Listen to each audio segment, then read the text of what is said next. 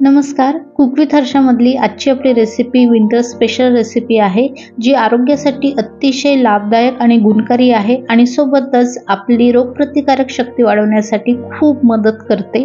आज आपण बनवणार आहोत आवळ्याचं रसम। तर हा रसम बनवायला सुरुवात करूया। तर यासाठी मी इथे घेतलेले आहेत 3 मीडियम साइजचे आवळे। आवळे स्वच्छ धुवून आणि पुसून घेतलेले आहेत। तर 3 लोकांसाठी आज मी हा रसम बनवणार आहे। तर तुम्ही किती लोकांसाठी बनवता त्यानुसार आवळे वाढवू शकता। आवळ्याचा गर काढून घ्यायचा, म्हणजे असं कापून घ्यायचं आणि बिया वेगळ्या करून घ्यायच्या। आवळे असे छोटे छोटे तुकड्यामध्ये कापून घ्यायचे। आवळ्यासोबतच इथे मी घेतलेले आहेत 2 मीडियम साइजचे टोमॅटो, छान लाल कलरचे पिकलेले टोमॅटो घ्यायचे। टोमॅटोचे बूड कापून घेऊन टोमॅटोचे मोठे मोठे तुकडे करून घ्यायचे।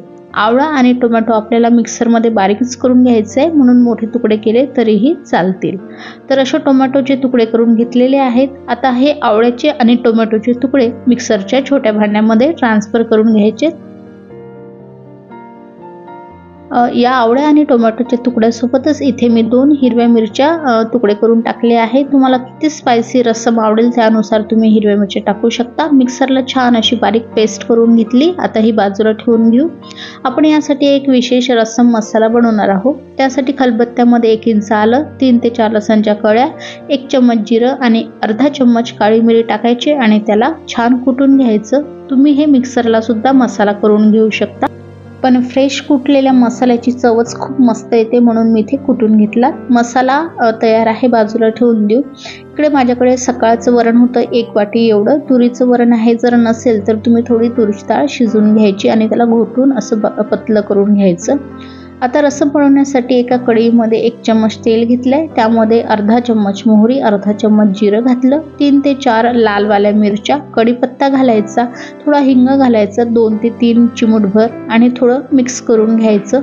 लगेचच यामध्ये जो आपण रसम मसाला तयार करून घेतलेला होता तो मसाला घालायचा।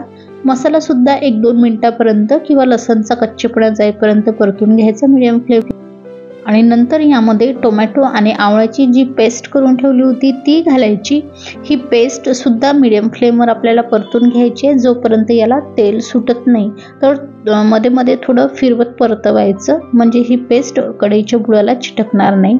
तर बघा इथे या पेस्टला तेल सुटलेली आहे, पेस्ट छान शिजली गेली आहे। आता यामध्ये हळद घालायची, फक्त कलर येण्यासाठी।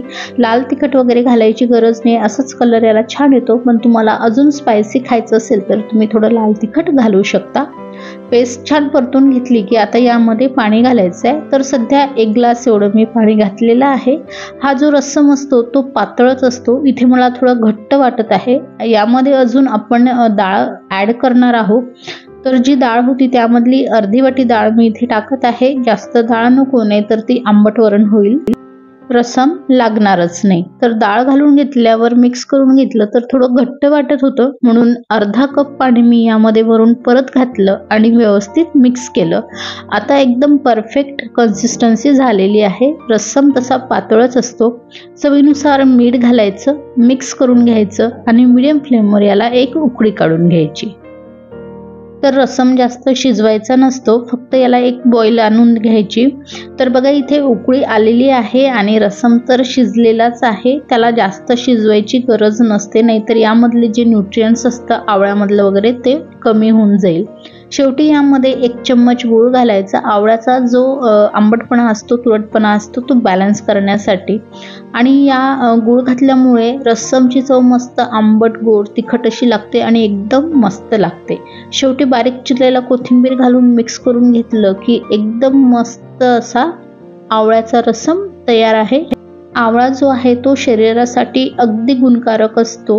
असा खाणं होत नाही, कारण तुरट आणि आंबट लागतो, पण असं जर आपण रसम किंवा सूप बनवून खाल्लं तर खाल्ला जातो। हा रसम तुम्ही ॲज अ सूप म्हणून फक्त पिऊ पण शकता किंवा गरम गरम भाताबरोबर तर एकदम अप्रतिम लागतो। आठवड्यातून 3 वेळा हिवाळ्यामध्ये माझ्याकडे तर ही डिश बनतेच। तुम्ही सुद्धा मग हा गुणकारी असा आवळ्याचा रसम बनवून बघा, आणि तुम्हाला जर व्हिडिओ आवडला असेल तर लाईक आणि शेअर करा। धन्यवाद।